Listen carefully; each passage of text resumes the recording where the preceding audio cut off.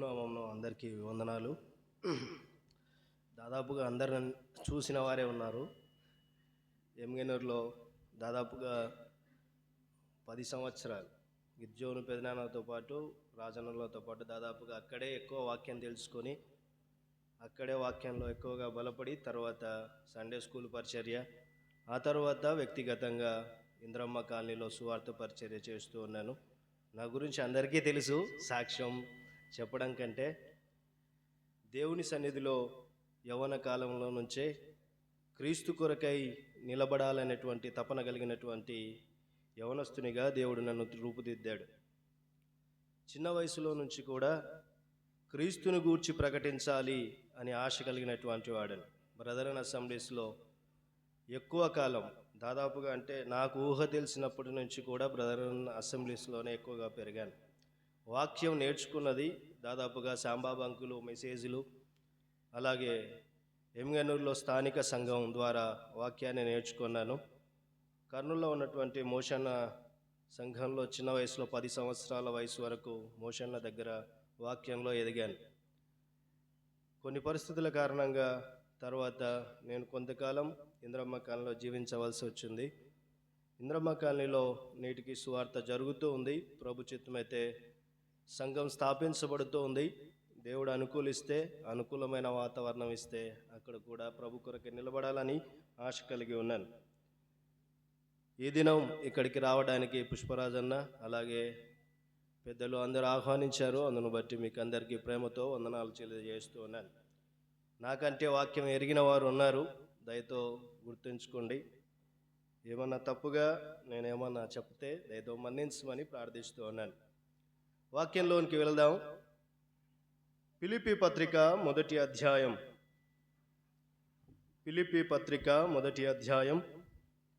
21వ వచనం.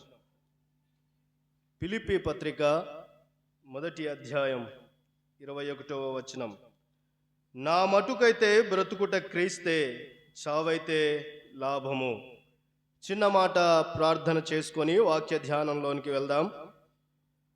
మహాపరిశుద్ధుడవైన మా ప్రభువా, మహాగణుడవైన మా దేవా, నీకు స్తుతులు స్తోత్రాలు చెల్లిస్తూ ఉంటున్నాను. నానా, నీ సన్నిధిలో ఇంతవరకు నిన్ను ఆరాధించే భాగ్యాన్ని మీరు మాకు అనుగ్రహించారు. అందును బట్టి నీకు స్తోత్రం చెల్లిస్తూ ఉన్నాను. కొద్దిసేపు నీ మాటలు వినాలని ఆశ కలిగి ఉన్నాం. నిలవబడిన నీ దాసుడు బలహీనుడు, నాయన చిన్నవాడు, జ్ఞానము లేనివాడను. దయతో నన్ను జ్ఞాపకం చేసుకునండి, నన్ను మరుగుపరచండి. నా నోటికి బూరగా మీరే ఉండి మాట్లాడుమని మా ప్రభును రక్షకుడును యేసుక్రీస్తు నామంలో అడిగి ప్రార్థిస్తుంటున్నాం మా పరమ తండ్రి, ఆమేన్. చదువుకున్నటువంటి లేఖన భాగం మనం ఎరిగినటువంటి సత్యమే. పౌలు పలుకుతున్నటువంటి మాట ఫిలిప్పీలకు రాస్తూ పౌలు తన సాక్షా జీవితంలో పౌలు పలికినటువంటి శ్రేష్టమైనటువంటి మాట ఏమన్నాడు? నా మటుకైతే బ్రతుకుట క్రీస్తే, చావైతే లాభము అన్నాడు. పౌలు యొక్క జీవితాన్ని లేక పౌలు మొదటగా ఉన్నటువంటి జీవితాన్ని కొంత ధ్యానం చేద్దాం. పౌలు సౌలుగా ఉన్నప్పుడు తన జీవితం ఎలా ఉంది, పౌలుగా మారిన తరువాత తన ప్రార్థనా జీవితం, ఆ తరువాత పౌలు యొక్క పరిచర్య, పౌలు ఎలా జీవించాడు అనే విషయాలు కొంత మనం ఈ దినం ధ్యానం చేద్దాం. చూడండి, అపోస్తుల కార్యం 8వ అధ్యాయము. అపోస్తుల కార్యం 8వ అధ్యాయం మొదటి 3 వచనాలు చదువుకుందాం. ఆ కాలమందు యెరూషలేములోని సంఘమునకు గొప్ప హింస కలిగినందున అపోస్తులు తప్ప అందరూ యూదయ సమరయ దేశంలో యందు చెదిరిపోయిరి. భక్తిగల మనుషులు స్టెఫనును సమాధి చేసి అతనిని గూర్చి బహుగా ప్రలాపించిరి. సౌలైతే ఇంటింట జొచ్చి పురుషులను స్త్రీలను ఈడ్చుకొని పోయి చెరసాలలో వేయించి సంఘమును పాడు చేయుచుండెను. ఆనాటి సమాజంలో యేసుక్రీస్తు ప్రభువారు వెళ్ళిపోయిన తర్వాత స్టెఫెను సాక్షిగా నిలబడ్డాడు. స్టెఫెనును కూడా రాళ్లతో కొట్టి చంపివేశారు. ఆ తరువాత సౌలు అనేటువంటి వ్యక్తి మనకు కనబడుతున్నాడు. ఆనాడు క్రీస్తు ప్రేమను ప్రకటిస్తూ ఉంటుండగా వారు ఇంటిలో ఆరాధన చేస్తూ ఉంటుండగా క్రీస్తు ప్రేమను ఎరిగినటువంటి వారిని, లేక యేసు క్రీస్తు ప్రభుని తెలుసుకున్నటువంటి వారిని సౌలు ఏం చేస్తున్నాడో చూడండి. ఏమంటున్నాడు? సౌలు అయితే ఇంటింటజొచ్చి పురుషులను స్త్రీలను ఈడ్చుకొని పోయి చెరసాలలో వేస్తూ ఉన్నాడంట. సౌలు ఇంటింటికి వెళుతూ ఉన్నాడు. ఎక్కడ క్రీస్తును ఆరాధన చేస్తూ ఉన్నారో, ఎక్కడ క్రీస్తు ప్రభుని గూర్చి ప్రకటిస్తూ ఉన్నారో వారి మధ్యకు వెళ్ళి పురుషులను స్త్రీలను ఈడ్చుకొని వెళ్ళి కొట్టేటువంటి అలవాటు కలిగినటువంటి వాడు. చరిత్ర చెబుతోంది సౌలుగా ఉన్నటువంటి దినాలలో చాలా క్రూరంగా ప్రవర్తించినటువంటి వాడు సౌలు. చూడండి 9వ అధ్యాయం అపోస్తుల కార్యం, కొంత ధ్యానం చేద్దాం. అపోస్తుల కార్యం 9వ అధ్యాయము 1వ వచనం నుంచి. సౌలు ఇంకను ప్రభు యొక్క శిష్యులను బెదిరించుటను హత్య చేయుటకును తన ప్రాణాధారమైనట్టు ప్రధాన యాజకుని యొద్దకు వెళ్ళి ఈ మార్గమందును పురుషులనైనను స్త్రీలనైనను కనుగొనేలా వారిని బంధించి అని వ్రాయబడి ఉంది. చదువుకున్నటువంటి లేఖన భాగంలో మనకు 3 విషయాలు అర్థమవుతున్నాయి. మొదటగా సౌలు ఏం చేసేవాడనంటే ఇంటింటికి వెళ్ళి అందరినీ ఈడ్చుకొని వచ్చేటువంటి వాడు. క్రీస్తు ప్రేమను ప్రకటించినటువంటి వారిని ఈడ్చుకొని వచ్చేటువంటి వాడు. అంత మాత్రమే కాదంట, ఏమన్నాడు? బెదిరించేటువంటి వాడు, హింసించేటువంటి వాడు, హత్యలు చేసినటువంటి వాడు, దేవుని ఎరిగిన వారిని హత్యలు చేసినటువంటి వాడు. చూడండి సౌలు యొక్క జీవితాన్ని చూస్తే సౌలు క్రూరంగా ఉన్నటువంటి దినాలలో దమస్కు మార్గానికి బయలుదేరి వెళుతూ ఉన్నాడు. దమస్కు మార్గాన దేవుడు 9వ అధ్యాయంలో మనకు కనబడుతోంది.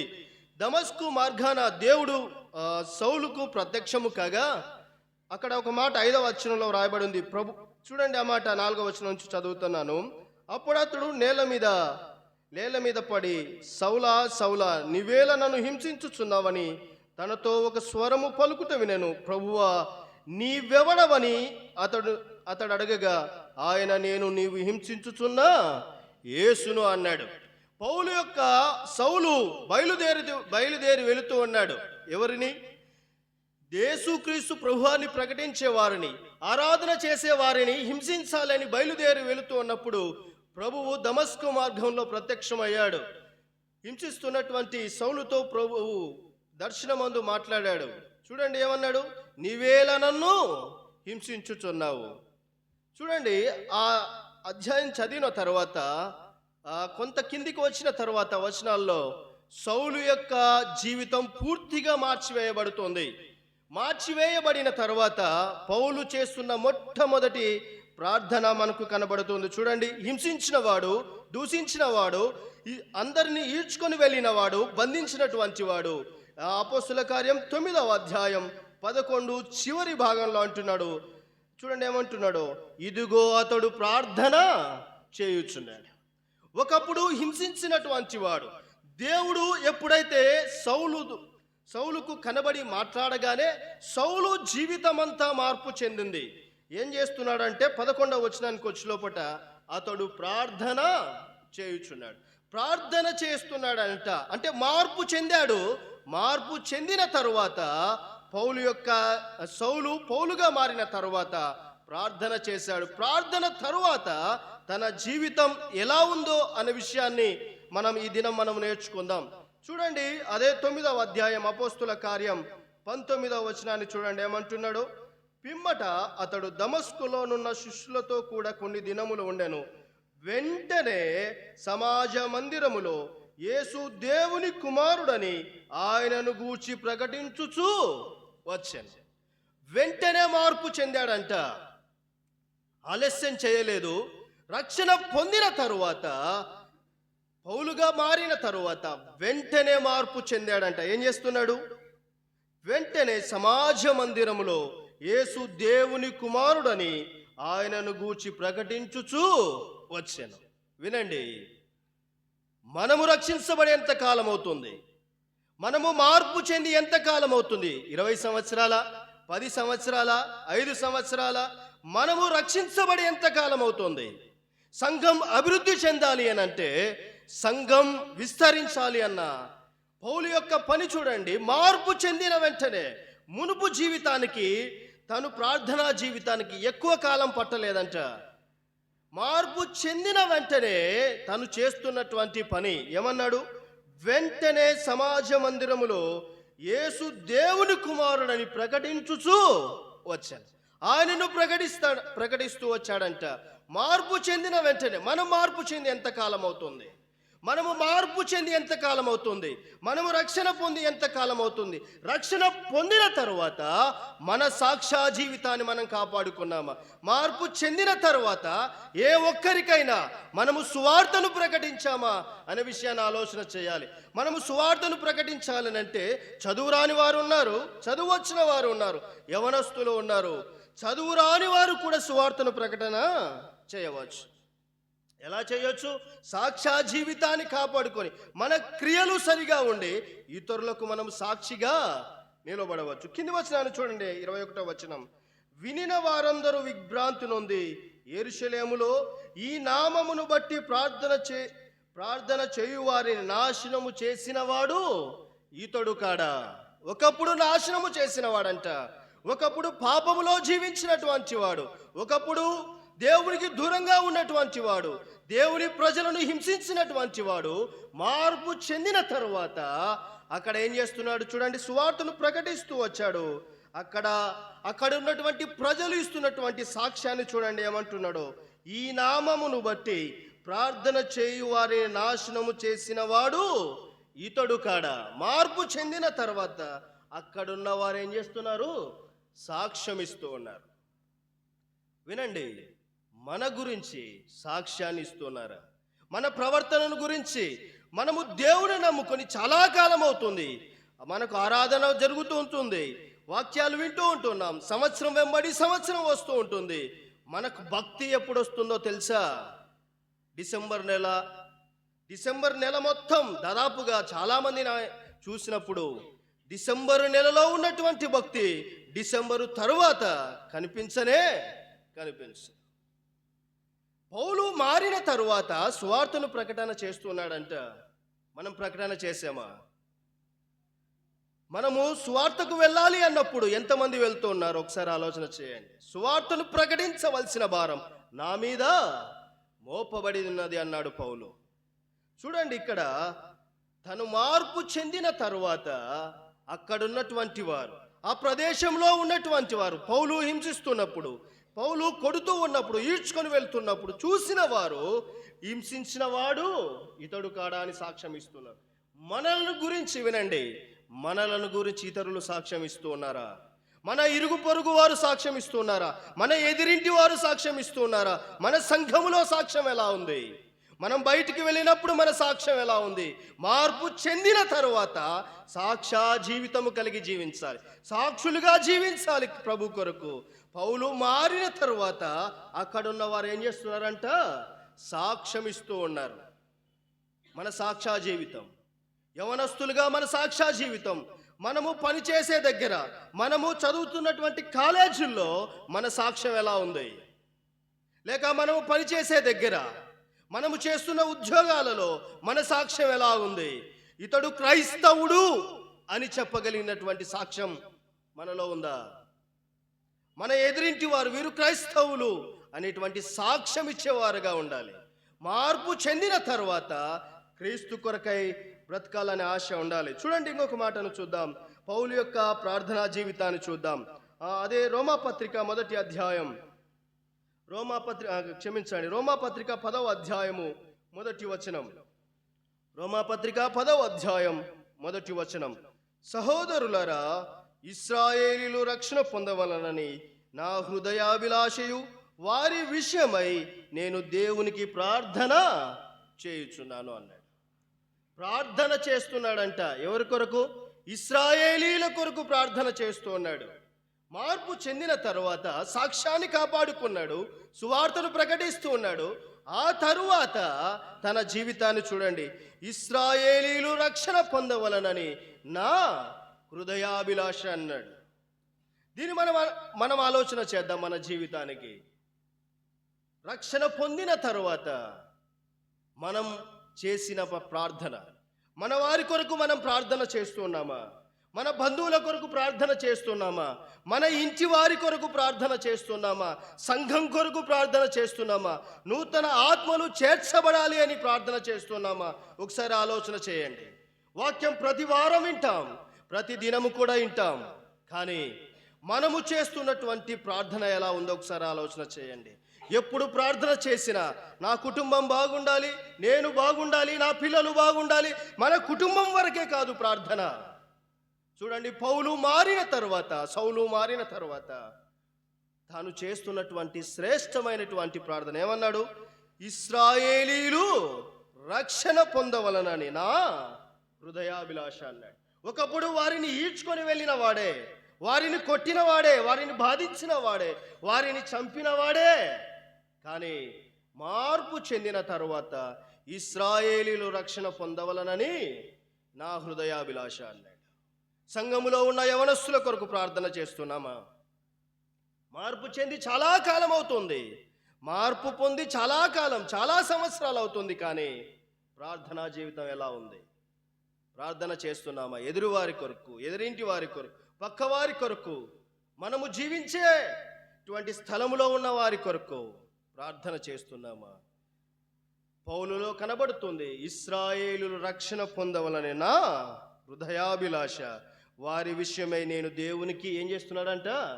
ప్రార్థన చేస్తున్నాడు. ప్రార్థన ప్రాముఖ్యం. దాదాపుగా పౌలు 14 పత్రికలు రాశాడు. 10 పత్రికలో కూడా ప్రార్థనే ప్రాముఖ్యంగా కనబడుతోంది. ప్రార్థనే ఆయుధంగా చేసుకున్నాడు పౌలు. ప్రార్థన చేస్తున్నాడంట. మనము అందరి కొరకు ప్రార్థన చేసే వారంగా ఉండాలి. చూడండి, ఫిలిప్పీ పత్రిక మొదటి అధ్యాయం 11వ వచనంలో చూస్తే అక్కడ పౌలు ఇంకొక ప్రార్థన చేస్తున్నాడు. క్రీస్తు దినమునకు కింది భాగంలో కనబడుతుంది, క్రీస్తు దినమునకు నిష్కపటములుగా ఉండాలని ప్రార్థన చేస్తున్నాడు. క్రీస్తు దినానికి అందరూ కూడా ఎలా ఉండాలని ప్రార్థన చేస్తున్నాడు? నిష్కపటలుగా, పాపము లేనటువంటి వారుగా ఉండాలని ప్రార్థన చేస్తున్నాడు. ఇలాంటి ప్రార్థన మనం చేస్తామా? ఇశ్రాయేలులు రక్షణ పొందాలని ప్రార్థన చేస్తున్నాడు. అంత మాత్రమే కాదు, ప్రభువు వచ్చేటువంటి దినానికి ఎలా ఉండాలంటున్నాడు? నిష్కపటులుగా ఉండాలని ప్రార్థన చేస్తున్నాడు. పౌలు జీవితం అంతా ప్రార్థనే కనబడుతుంది ఎక్కువగా. చూడండి, ఇంకొక మాటను చూద్దాం. 2వ దశలోనికలకు రాసిన పత్రిక 1వ అధ్యాయం 12వ వచనం చివరి భాగంలో ఉంటుంది, యోగ్యులుగా ఉండాలని ప్రార్థన చేస్తున్నాడు. యోగ్యంగా ఉండాలి అని, అందరూ యోగ్యులుగా క్రీస్తు కొరకు జీవించాలి అనేటువంటి తపన కలిగి ప్రార్థన చేస్తున్నాడు. యోగ్యులుగా ఉండాలని ప్రార్థన చేస్తున్నాడు. ఎఫెసీ పత్రిక 3వ అధ్యాయం 19వ వచనంలో చూస్తే జ్ఞానమునకు మించిన తగిన శక్తిని కావాలని పౌలు ప్రార్థన చేస్తున్నాడంట. మనము చూడండి, ఆ మాటను చూద్దాం, చదవాలా? ఎఫెసీ పత్రిక 3వ అధ్యాయము 19వ వచనంలో ఒక మాట రాయబడి ఉంది. చూడండి, జ్ఞానమునకు మించిన క్రీస్తు ప్రేమను తెలుసుకొనుటకును తగిన శక్తి గలవారు కావాలనని ప్రార్థించుచున్నాడు. ఇలాంటి ప్రార్థన మనం చేశామా? జ్ఞానమునకు మించిన క్రీస్తు ప్రేమను తెలుసుకొనుటకు తగిన శక్తి గలవారు కావాలని, క్రీస్తు ప్రేమను ప్రకటించేవారు కావాలని మనం ప్రార్థన చేస్తున్నామా? ప్రకటించే వారి కొరకు, బోధించే వారి కొరకు, ప్రభువా ఇంకా ప్రకటించే వారిని సంఘములో నుంచి మాకు దయచేయని మనం ప్రార్థన చేస్తున్నామా? పౌలు ప్రార్థన చూడండి ఏమంటున్నాడు? తగిన శక్తి గలవారు కావాలని ప్రార్థన చేస్తున్నాడంట. మన ప్రార్థన ఎలా ఉంది? ఒకసారి ఆలోచన చేయండి. యోగ్యమైనదేనా? ఇశ్రాయేలు రక్షణ పొందాలని పౌలు ప్రార్థించినట్టుగా ప్రార్థన చేస్తున్నామా లేదా? ఒకసారి ఆలోచన చేసుకుందాం. మన హృదయాలను పరిశీలన చేసుకుందాం. మన ప్రార్థనా జీవితం మన కొరకు కాదు, మన కుటుంబం కొరకు ప్రార్థన చేసుకోవాలి వాస్తవమే, కానీ అంతకంటే ప్రాముఖ్యంగా రక్షణ లేని వారి కొరకు మనం ప్రార్థన చేయాలి. చూద్దాం ఇంకొక కొన్ని మాటలు చూద్దాం. 2వ కొరింథీయులకు రాసిన పత్రిక 13వ అధ్యాయం 7వ వచనం చివరి భాగంలో అంటాడు, మేలు చేయాలని. 2వ కొరింథీయులకు రాసిన పత్రిక 13వ అధ్యాయం 7వ వచనం చివరి భాగం, మేలైనదే చేయవలనని ప్రార్థించుచున్నాను అన్నాడు. మేలు చేయాలని ప్రార్థన చేస్తున్నాడంట. మనం చేస్తామా మేలు చేయాలని ప్రార్థన? ఒకరు బాగుంటే మనం ఓర్చలేం. మేలు కొరకు ఎప్పుడు ప్రార్థన చేయాలి? మేలు చేయాలి, మేలు కొరకు అందరూ బాగుండాలి అని ప్రార్థన చేయాలి. పౌలు చేస్తున్న ప్రార్థన చూడండి, ఏమన్నాడు? మీరు మేలైనదే చేయవలనని ప్రార్థించుచున్నాను అన్నాడు. మేలైనది చేయాలి. మనము చేసే ఆయుధం ఒకటే. మనం సువార్తను ప్రకటించకపోయినా, లేక మనకు ప్రకటించడానికి రాకపోయినా, మనకు ప్రార్థన చేసే అలవాటు ఉంది కదా. ప్రార్థన చేసుకుంటుంటాం, ప్రతిదినం ప్రార్థన చేస్తాం. ఆ ప్రార్థనలో మనం జ్ఞాపకం చేసుకోవాలి, ప్రభువా సంఘానికి నూతన ఆత్మలు చేర్చబడాలి, ఇశ్రాయేలీలు రక్షణ పొందాలని పౌలు ప్రార్థన చేశాడు. అందరూ యోగ్యులుగా ఉండాలని ప్రార్థన చేస్తున్నాడు. జ్ఞానము కలిగిన వారు కావాలని ప్రార్థన చేస్తున్నాడు. మన ప్రార్థన కూడా అలా ఉండాలి. చూడండి, కొంగో మాటను చూద్దాం. 2 కొరింథీయులకు రాసిన పత్రిక 13:9 చూస్తే సంపూర్ణంగా ఉండాలని ప్రార్థన చేస్తూ ఉన్నాడు పౌలు. సంపూర్ణులు కావాలని ప్రార్థన చేస్తున్నాడు. ప్రార్థనా జీవితం చాలా ప్రాముఖ్యమైనది. సంఘం అభివృద్ధి చెందాలి అన్నా, సంఘములోనికి నూతన ఆత్మలు చేర్చబడాలి అన్నా ప్రార్థన ప్రాముఖ్యం. పౌలు పరిశుద్ధుడైన తర్వాత ప్రార్థనా జీవితాన్ని ఎక్కువగా చేసినటువంటి వాడు. పౌలు శ్రమలు ఎదుర్కొన్నప్పుడు కూడా పౌలు పని చేసుకుంటూ కూడా ప్రార్థన చేసినవాడు. అపోస్తుల కార్యం 18:3 చూస్తే డేరాలు కుట్టుకుంటూ కూడా ప్రభు పని చేసినటువంటి వాడు. ఎంత సాక్ష్యం కలిగి జీవిస్తున్నాడో చూడండి. డేరాలు కుట్టుకుంటూ కూడా తన పని తను చేసుకుంటూ వాక్యాన్ని ప్రకటించినటువంటి వాడు. మన పని మనం చేసుకుంటూ ఉంటున్నాం, కానీ ప్రభు పని ఎప్పుడు చేస్తాం? ఒకసారి ఆలోచన చేద్దాం. ప్రభు పనిని మనం చేస్తున్నామా? వింటూ ఉన్నాం ప్రతి వారం. నువ్వు వింటున్నావు, నేను వింటున్నాను, కానీ మనం ప్రభు పని ఎంతవరకు చేస్తూ ఉంటున్నాం? చేయాలి ప్రభు పని. చూడండి ఏమంటున్నాడో. అంత మాత్రమే కాకుండా పౌలు యొక్క పరిచర్యలో కొన్ని భాగాలు చూద్దాం. పౌలు ప్రార్థనా జీవితాన్ని విన్నాం. రక్షణ లేని వారి కొరకు మనం ప్రార్థన చేయాలి.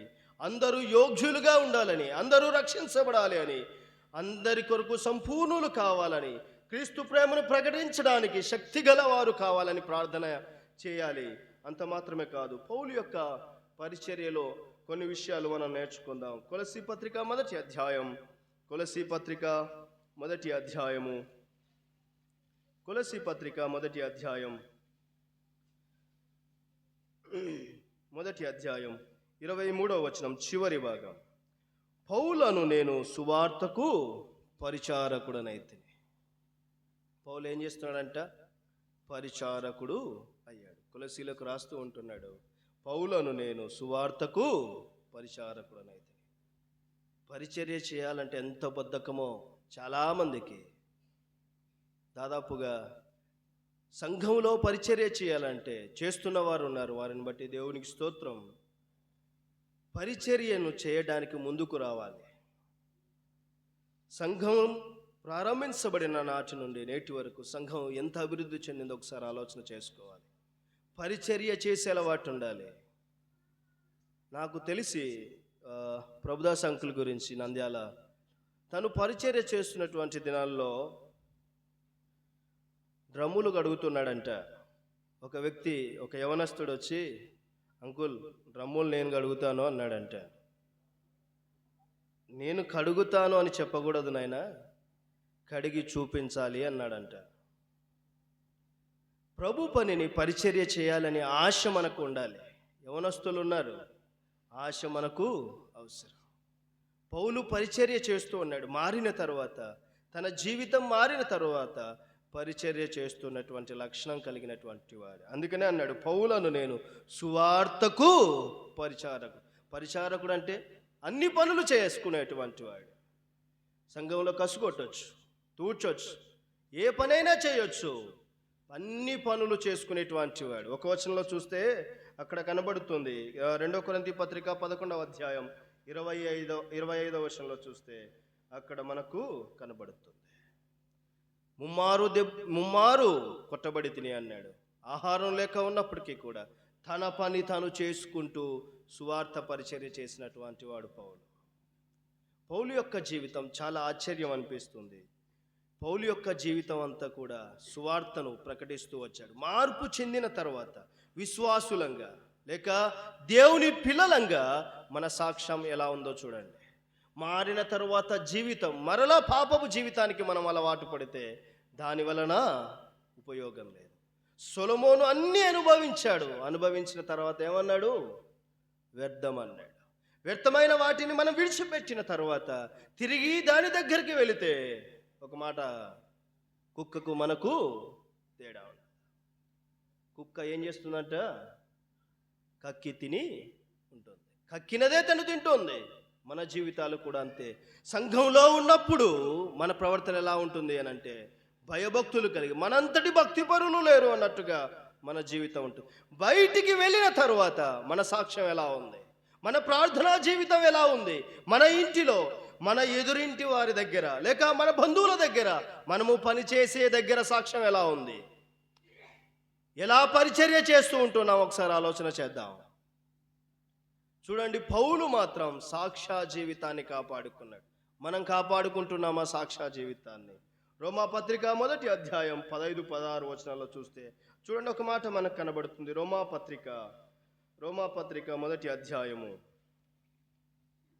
15-16 వచనం. కాగా నా వలననైనంత మట్టుకు రోమాలోని మీకు సువార్తను ప్రకటించుటకు సిద్ధముగా ఉన్నాను అన్నాడు. వినండి జాగ్రత్తగా. మన మట్టుకు మనకు చాలినంత శక్తిని దేవుడిచ్చాడు. ఏమంటున్నాడు చూడండి, నా వలననైనంత మట్టుకు సువార్తను ప్రకటించడానికి సిద్ధంగా ఉన్నారంట. మనం ఎప్పుడైనా సిద్ధంగా ఉన్నామా?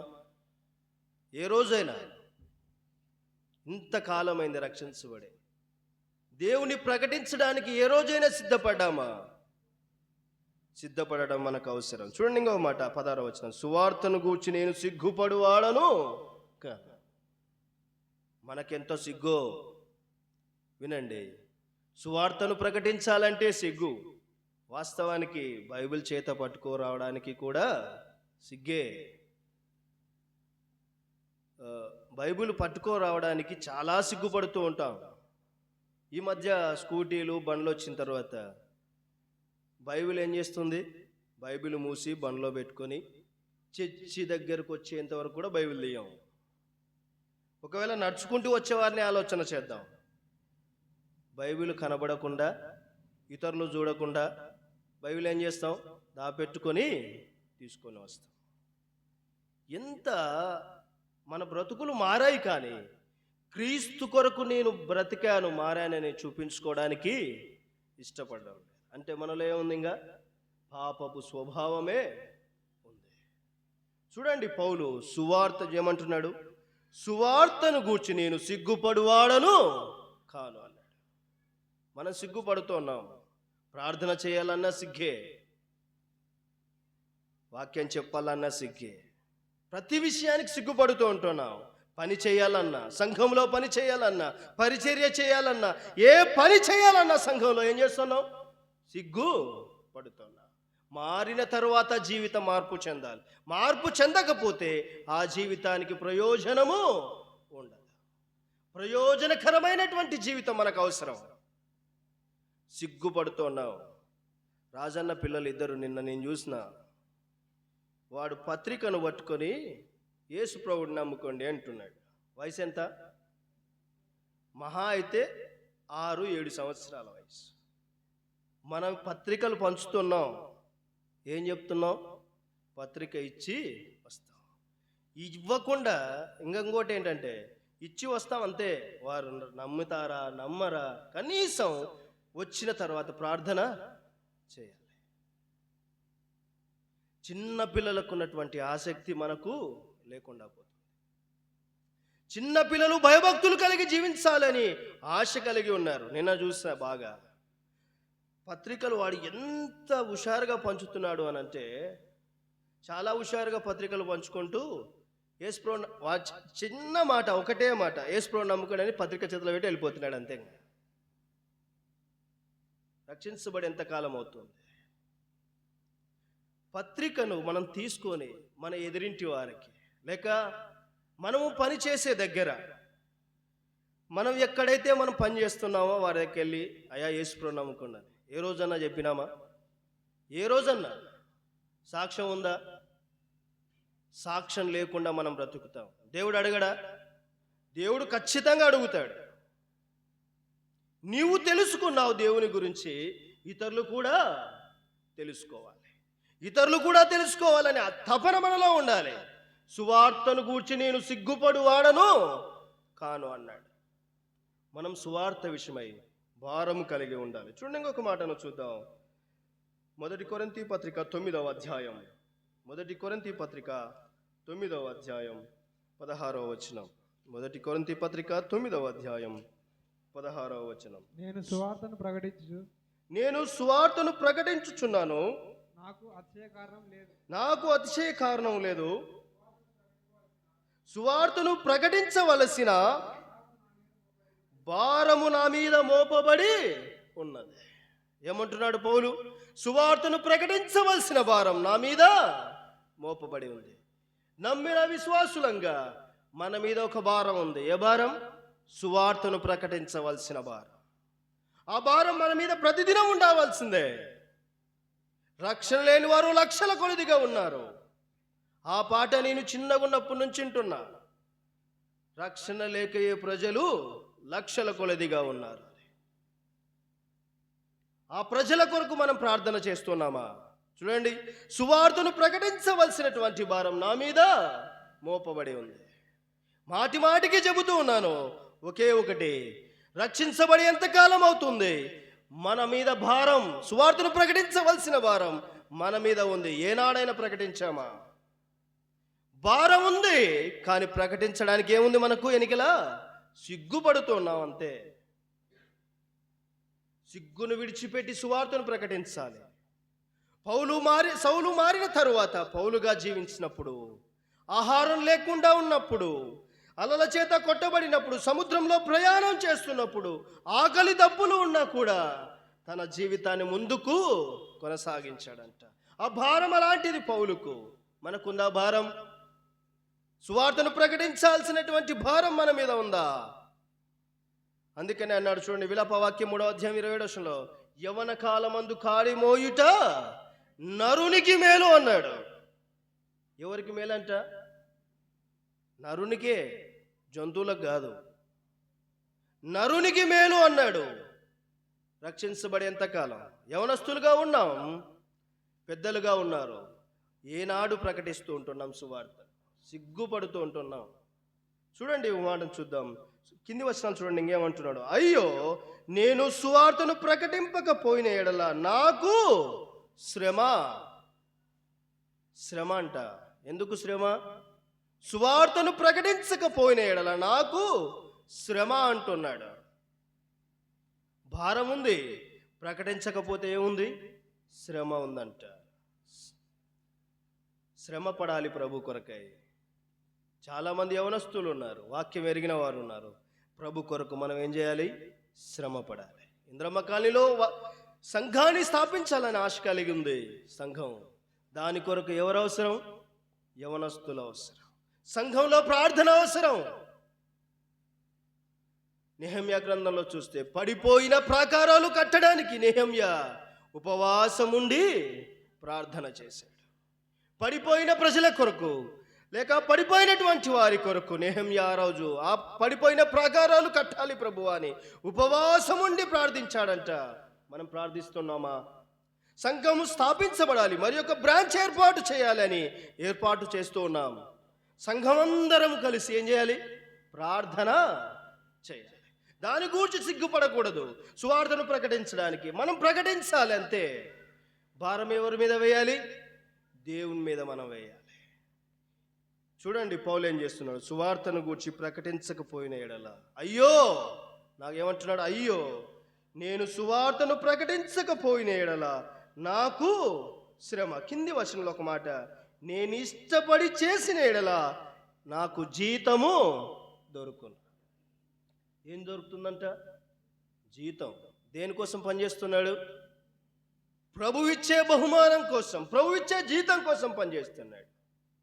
ప్రభు ఇచ్చే బహుమానం. అందుకనే అన్నాడు కదా, ఏమంటున్నాడు? 2వ తిమోతి పత్రికలో చూస్తే మంచి చూడండి, ఆ మాటను చదువుకుందాం. 2వ కొరింథీ పత్రిక 4వ అధ్యాయం, క్షమించండి, 2వ తిమోతి పత్రిక 4వ అధ్యాయం 7-8 వచనాలు చూద్దాం. 2 తిమోతి పత్రిక 4వ అధ్యాయం 7-8 వచనాలు. మంచి పోరాటము పోరాడి తిని, నా పరుగు కడముట్టించుకుని, విశ్వాసమును కాపాడుకుంటుని, ఇక మీదట నా కొరకు నీతి కిరీటము ఉంచబడి ఉంది. ఏముందంట?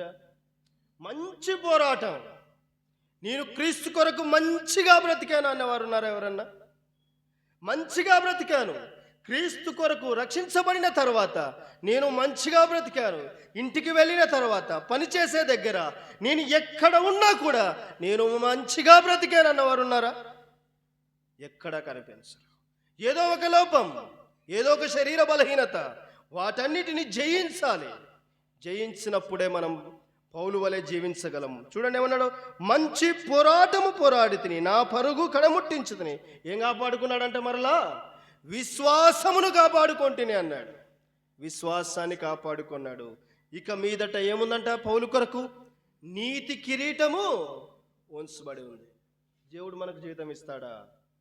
పౌలు అన్నట్టుగా మనం సాక్ష్యం కలిగి జీవిస్తామా? చూడండి, పౌలు ఒక మంచి సాక్ష్యం కలిగి జీవించాడు.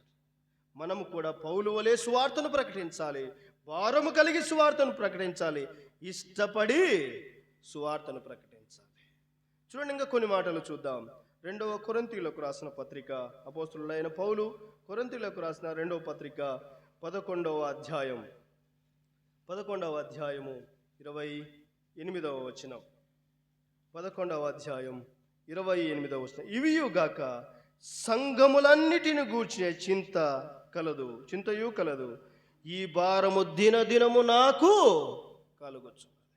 సంఘాన్ని గూర్చినటువంటి చింత మనకుందా? మన ముందున్న పెద్దలు వెళ్ళిపోయారు, మనకు వాక్యాన్ని నేర్పించిన పెద్దలు వెళ్ళిపోయారు, సంఘాన్ని స్థాపించిన వారు వెళ్ళిపోయారు. వెళ్ళిపోయిన తర్వాత నిలబడిన మనం ఎలా ఉంది మన జీవితం? సంఘాన్ని గూర్చినటువంటి చింత మనకు అవసరం. చూడండి ఏమంటున్నాడు? సంఘములన్నిటిని గూర్చిన చింతయు కలదు, ఈ భారము దినదినము నాకు కలుగుచున్నది. పెద్దలు వెళ్ళిపోయారు వాక్యాన్ని నేర్పించి, పెద్దలు లోకాన్ని విడిచి వెళ్ళారు, ప్రభు దగ్గరకు వెళ్ళిపోయారు. వారి తర్వాత సంఘం ఎలా ఉంది? సంఘపు సరిహద్దులు ఎలా ఉన్నాయి?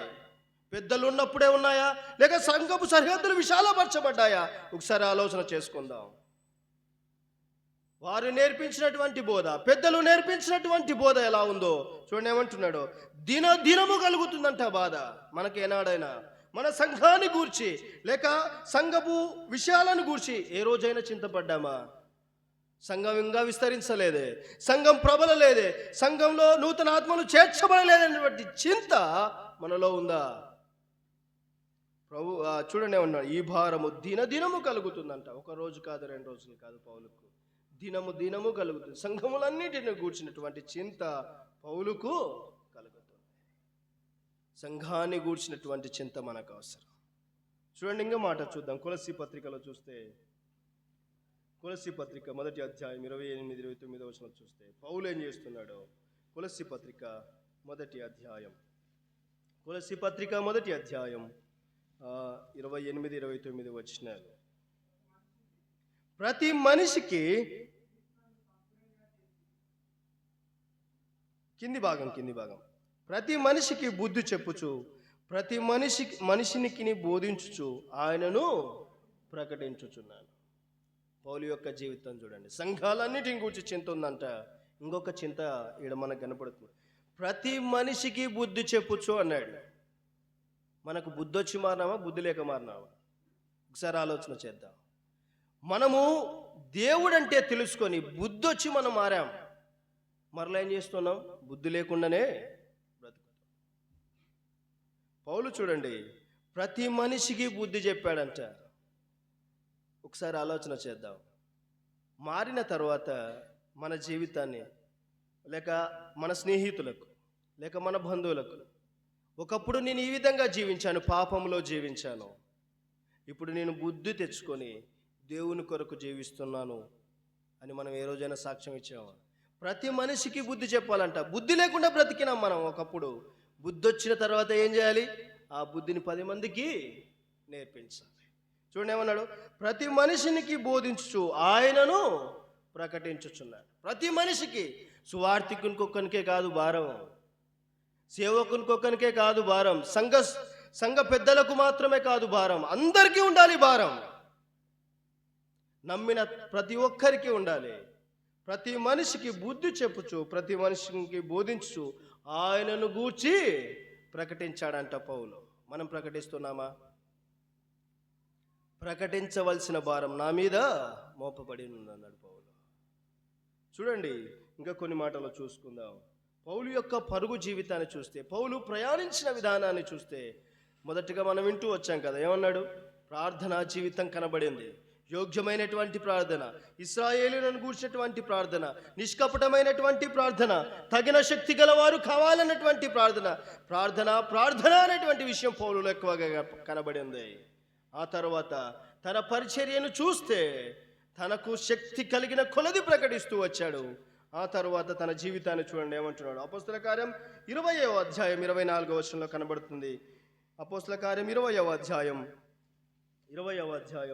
24వ వచనం. అయితే దేవుని కృపా సువార్తను గూర్చి సాక్ష్యం ఇచ్చుట యందు నా పరుగును నేను ప్రభువైన యేసు వలన పొందిన పరిచర్యను తుదముట్టించవలనని నా ప్రాణమును నాకెంత మాత్రమును ప్రియముగా ఎంచుకోలేదు. తన ప్రాణాన్ని ఏం చేశాడంట? ప్రియంగా ఎంచుకోలేదు. ప్రభు పరిచర్య కొరకు లేక ప్రభు కొరకు జీవించాలనే తపన కలిగి ఏం చేస్తున్నాడు? తన ప్రాణాన్ని ప్రియముగా ఎంచుకోలేదు. మన ప్రాణం అంటే మనకెంత తీపో. 90 ఏళ్ళు బ్రతికిన వ్యక్తి కూడా ఇంకేమనుకుంటాడు? ఇంకొక సంవత్సరం బ్రతికితే చాలు అనుకుంటాడు. కానీ క్రీస్తు కొరకు బ్రతికిన మనం, క్రీస్తును తెలుసుకున్న మనం, సావుకు తెగించి మనం సువార్తను ప్రకటించవలసి ఉంది. చూడండి, తన ప్రాణాన్ని ప్రియముగా ఎంచుకోలేదంట. ప్రాణం అంటే మనకు తీపి. ప్రాణాన్ని సువార్తను ప్రకటించడానికి వెతి కొడతారేమో అనేటువంటి భయపడి రానటువంటి వారు కూడా ఉన్నారు. హతసాక్షులైనటువంటి వారు ఉన్నారు. అపోస్తల కార్యం 8వ అధ్యాయంలో చదివినాం కదా, స్టెఫెనును ఏం చేశారు? రాళ్లతో కొట్టి చంపివేశారు. ఎందుకు?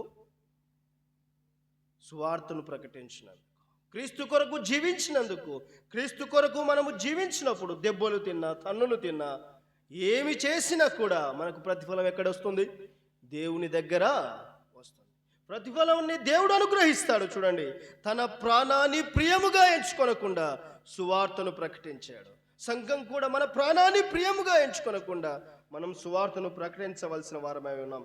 అదే అధ్యాయంలో 20వ అధ్యాయంలో చూస్తే 33వ వచనంలో అనుకుంటాను, ఎవని వెండినైనను బంగారమునైనను వస్త్రములైనను నేను ఆశించలేదు అన్నాడు. దేనిని కూడా ఆశించకుండా మనం ఆశిస్తాం.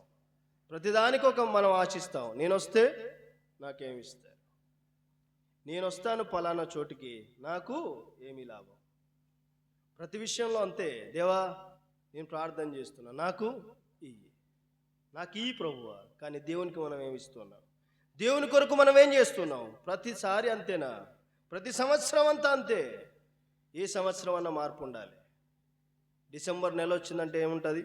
మార్పు కనబడుతుంటుంది. అంటే సంవత్సరం 11 నెలలు ఒక రకంగా ఉంటుంది. ఆ 12వ నెల వచ్చి లోపల ఎక్కడ లేని భక్తి వస్తుంది. క్రిస్మస్ పండగ వస్తుందన్నా, నూతన సంవత్సరం వస్తుందన్నా, ఎక్కడి లేనటువంటి భక్తి వస్తుంది మనలో. ఆ భక్తి ఎలా ఉంటుంది అంటే, క్రైస్తవుడు అంటే ఎలా ఉండాలేమో. కానీ లోపల 11 నెలలు ఎట్లుంటాడు? ఇష్టానుసారంగా బ్రతుకుంటాం. ఆ జీవితం చూడండి, పౌలు యొక్క జీవితంలో దేనిని ఆశించకుండా, ఏం ఆశించలేడంట? ఎవని వెండినైనను బంగారమునైనను వస్త్రములైనను నేను ఆశింపలేదు. దేనిని ఆశించకుండా బ్రతికాడంట. మనకు అన్నిటి మీద ఆశే. మంచి ఉద్యోగం ఉండాలి, మంచి ఇల్లు ఉండాలి, ఇంకేం ఉండాలి? మంచి వస్త్రాలు ఉండాలి, అందరికంటే నేను బాగా ఉండాలి. అన్ని విషయాల్లో అందరికంటే మనం ఏమనుకుంటాం? అందరికంటే హెచ్చుగా నేనే ఉండాలి అనుకుంటాం. కానీ పౌలు మాత్రం దేనిని ఆశించకుండా ఏం చేస్తున్నాడు? సువార్తను ప్రకటిస్తూ ఉన్నాడు, ప్రార్థన చేస్తూ ఉన్నాడు. మనము సువార్తను ప్రకటించకపోయినా మనకు ఒక అలవాటు ఉండాలి. ఏ అలవాటు? ప్రార్థన చేసే అలవాటు ఉండాలి. పౌలు ప్రతి విషయంలో ప్రార్థన కనబడుతుంది. 14 పత్రికల్లో దాదాపుగా ప్రార్థన చేస్తున్నాడు. ప్రార్థన ప్రార్థన ప్రార్థన ప్రార్థన అనే విషయాలే పౌలు జీవితంలో ఎక్కువగా కనబడుతుంది.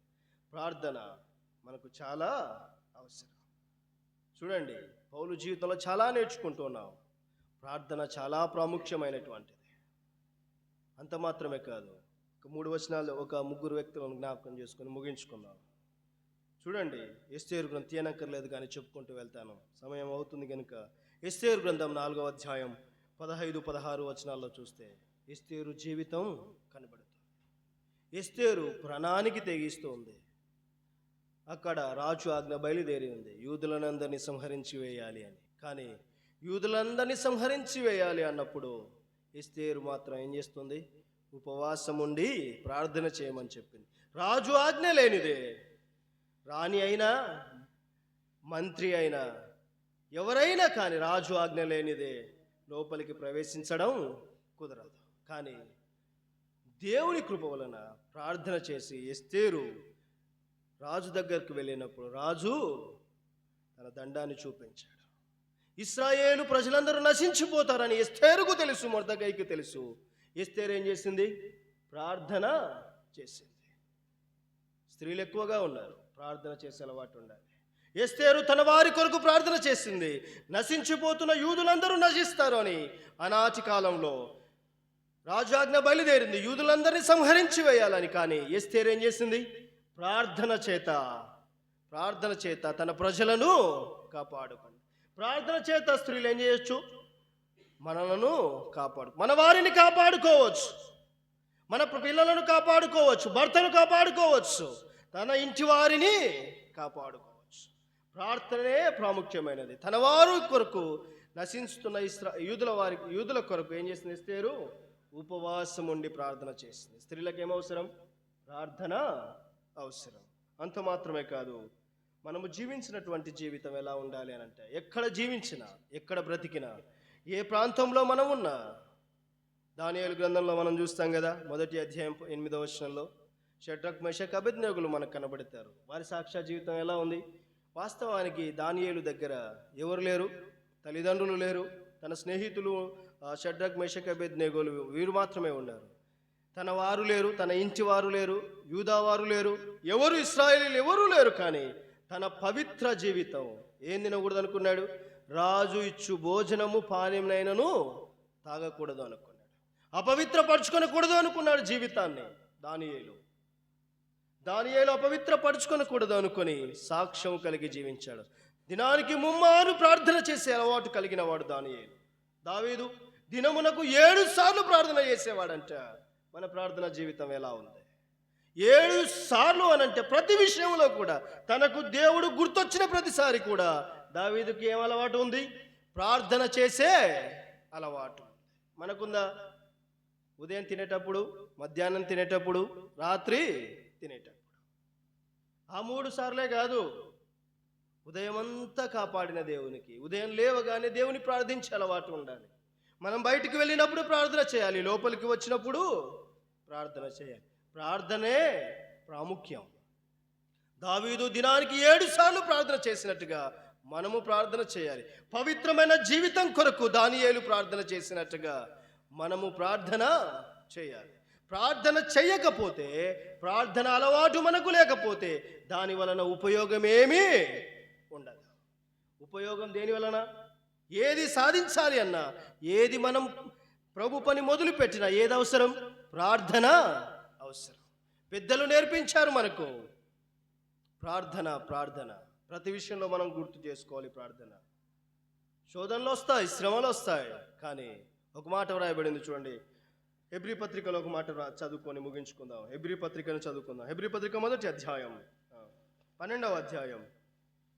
హెబ్రీ పత్రిక 12వ అధ్యాయం 1వ వచనం నుంచి కొంత చదువుకుందాం. ఇంత గొప్ప సాక్షి సమూహం మేఘం వలె మనల్ని ఆవరించినందున మనము కూడా ప్రతి భారమును సులువుగా చిక్కునబెట్టు పాపను విడిచిపెట్టి విశ్వాసమునకు కర్తయు దానిని కొనసాగించువాడునైనా యేసు వైపు చూచు మన ఎదుట ఉంచబడిన పందెముల ఓపికతో పరిగెత్తుదు. ఏమవసరం? ప్రతి భారమును సులువుగా చిక్కునబెట్టు, పాపాలు విడిచిపెట్టాలంటే. శరీరంతో ఉన్నాం, శోధనలు వస్తాయి, శరీర బలహీనతలు ఉంటాయి. దానిని జయించాలంటే ఏమవసరం? విశ్వాసం అవసరం, ప్రార్థన అవసరం. తర్వాత ఏమన్నా? విశ్వాసమునకు కర్తయు దానిని కొనసాగించువాడునైనా. ఎవరి వైపు చూడాలంట? యేసు వైపు చూచుచు మన ఎదుట ఉంచబడిన పందెములో ఓపికతో పరిగెత్తదు. ఓపిక అవసరం. ఏ పని చేసినా ఓపిక అవసరం. ఓపిక కలిగి మనం ప్రార్థన చేయాలి. ఓపిక కలిగి సువార్తను ప్రకటించాలి. ఓపిక చాలా ప్రాముఖ్యమైనది. ఇంతవరకు మనం విన్నటువంటి మాటల్లో ప్రార్థన కనబడుతుంది. యోగ్యమైనటువంటి ప్రార్థన, తన వారి కొరకు ప్రార్థన, మన వారి కొరకు మనం ప్రార్థన చేయాలి. ఇశ్రాయేలు రక్షణ పొందాలని పౌలు ప్రార్థించినట్టుగా మన వారి కొరకు మనం ప్రార్థన చేయాలి. అందరూ యోగ్యంగా ఉండాలని ప్రార్థన చేయాలి. అందరూ తగిన శక్తి గలవారు కావాలని ప్రార్థన చేయాలి. అందరి కొరకు మనం ప్రార్థన చేయాలి. అంతకంటే ప్రాముఖ్యంగా పెద్దలు మనకు నేర్పించింది, దైవ గ్రంథం మనకు నేర్పిస్తుంది, పౌలు మనకు నేర్పించినది ఏంటి? సువార్తను ప్రకటించాలి. సువార్తను గూర్చి మనం సిగ్గుపడకూడదు. సువార్తను ప్రకటించే వారి కొరకు ప్రార్థన చేయాలి. యవనస్తులు కూడా నేర్చుకోవాల్సినటువంటి సత్యం, సువార్తను ప్రకటించాలి. మనం ఉన్న స్థలాలలో, మనం జీవించినటువంటి స్థలాల్లో, మన కాలేజీల్లో, లేక మనము ఎక్కడైతే చదువుకుంటున్నామో ఆ ప్రదేశంలో ఎలా ఉండాలి? సాక్ష్యము కలిగి జీవించాలి. దానియేలు సాక్ష్యము కలిగి జీవించాడు. ఆనాడు దానియేలు తిని ఉంటే అపవిత్రమైనది సాక్ష్యాన్ని కోల్పోయాడు. ఎవరు లేరు అక్కడ, కానీ సాక్ష్యాన్ని కాపాడుకున్నాడు. మనం కూడా పౌలు వలె మనం బ్రతకాలి. ఏమంటున్నాడు? ఫిలిప్పీ పత్రిక 1వ అధ్యాయం 21వ వచనంలో, నా మట్టుకైతే బ్రతుకుట క్రీస్తే, చావైతే లాభం. లాభం కలిగి జీవించాలి. ఏ లాభం? దేవుడిచ్చేటువంటి లాభం. నా మట్టుకైతే బ్రతుకుట క్రీస్తే, చావైతే లాభము అన్నాడు. నా కొరకు నీతి కిరీటం ఉంచబడి ఉన్నది అన్నాడు. ప్రభుచ్చే నీతి కిరీటం కొరకు మనం పనిచేయాలి. ప్రభుచ్చే జీతం కొరకు పనిచేయాలి. అలాంటి గొప్ప కృప దేవుడు మనందరికీ దయచేయునుగాక. చివరగా స్థానిక సేవకులు ఇసాకన్న గారు ముగింపు ప్రార్థనతో ఈ కూడికను ముగించేస్తారు.